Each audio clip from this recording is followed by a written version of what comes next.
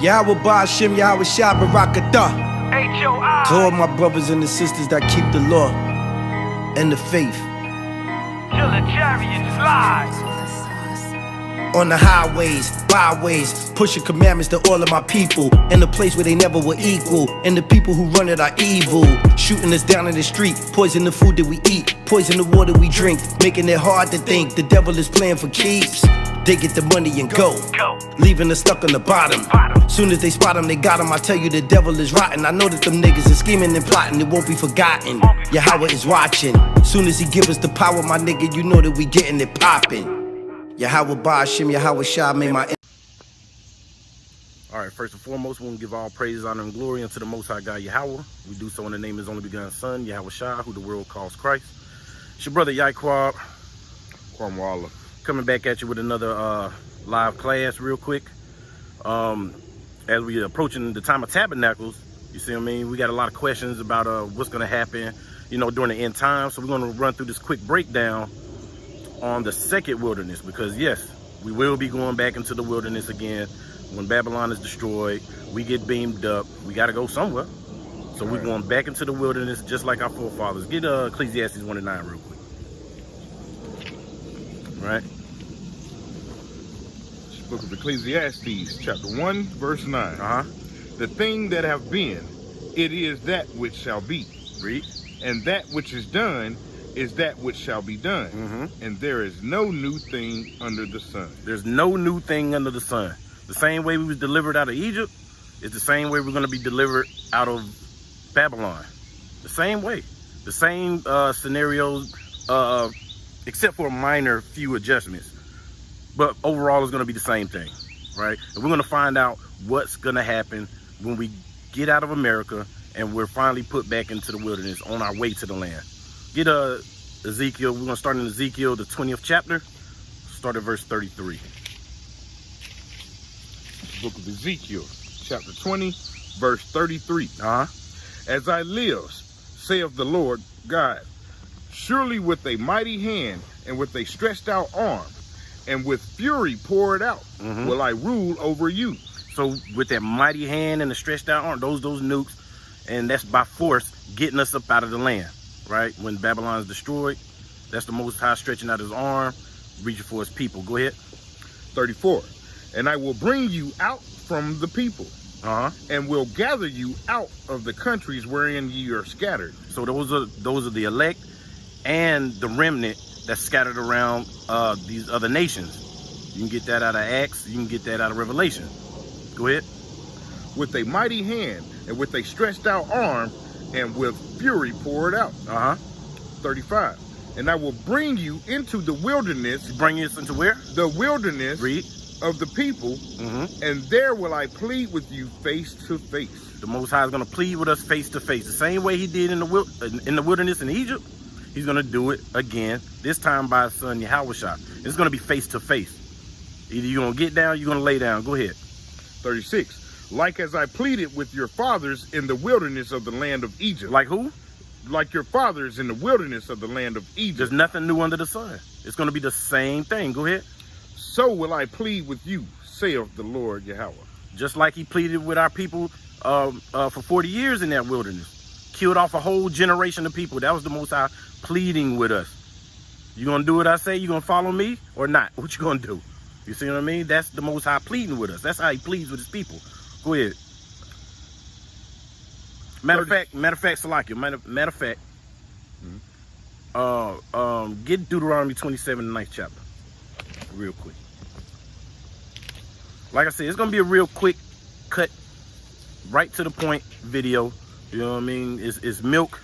This is something we should already know. You know what I mean? Go ahead, read that. Because the Most High says he's gonna bring us into the bond of the covenant, and once we're in that bond of the covenant, which I'm purging out the rebels, you know what I mean, pleading with us face to face, so on and so forth, this is what's gonna happen. Go ahead. And Moses and the priests, the Levites, spake unto all Israel, saying, take heed and hearken, O Israel. This day thou art become the people of the Lord thy power. We become who? The people of the Lord thy power. So after we come into that bond of the covenant, guess what? We'll be the people of the power again. You see what I mean? We'll be back at that elevated state, right? Go ahead, back to Ezekiel. Did we read 38, 20 and 38? No, we Go ahead, stopped read at that. 37. Go ahead, read that. All right. Back in the book of Ezekiel, chapter 20, I'm going to start at verse 37. And I will cause you to pass under the rod, and I will bring you into the bond of the covenant. So that's the new covenant, you know, the laws being put in our heart. You know what I mean? Nobody's teaching each other anymore. We know who the Most High Power is. We know who H.O.I is. Everybody's worshiping them at that time. All of Israel is worshiping them at that time because we're still in the wilderness. Go ahead. 38. And I will purge out from among you the rebels. Purge out the rebels. Same way he opened up the hole in Egypt and swallowed, what, 200,000 men? Right. The same way he had the Levites slay all those people for making that statue of Molech. You see what I mean? The same way he killed Aaron's sons for burning strange fire. All of that is going to be him purging out the rebels that don't want to get with the program. You see what I mean? Go ahead. And them that transgress against me, I will bring them forth out of the country where they sojourn, and they shall not enter into the land of Israel, and ye shall know that I am the Lord. So just like that generation that didn't make it to the promised land during the time of Moses, even Moses himself didn't make it to the promised land. Why? Because they were rebellious against the Most High. They didn't want to get with the program. They didn't want to get down with it. You see what I mean? So the Most High put them all to death. You see what I'm saying?